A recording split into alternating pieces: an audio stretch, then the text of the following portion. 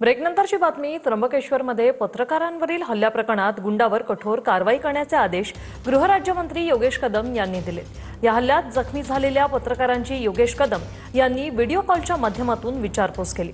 पत्रकारांवरील हल्ले अजिबात सहन केले जाणार नाही असंही त्यांनी स्पष्ट केले. किरण तागणे. हाँ नमस्कार. कशी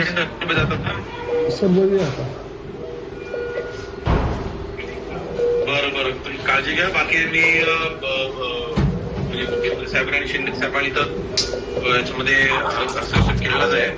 पण मी पण आता जस्ट नाशिक एसपीना पण सांगितलंय की जे कोण गुंड आहेत त्यांना त्यांच्यावर कारवाई तर होईलच. बरोबर की नाही? कारवाई करतो. तुम्ही तब्येतीची काळजी घ्या. तुम्ही काळजी घ्या. मी बाकी सगळं मी व्यवस्था करतो. मी आता आपले संपादक त्यांच्याशी माझं पूर्ण झालंय. बाकी तिथला पोलीस अधिकाऱ्यांना काय सांगायचं सूचना द्यायच्या मी देतो.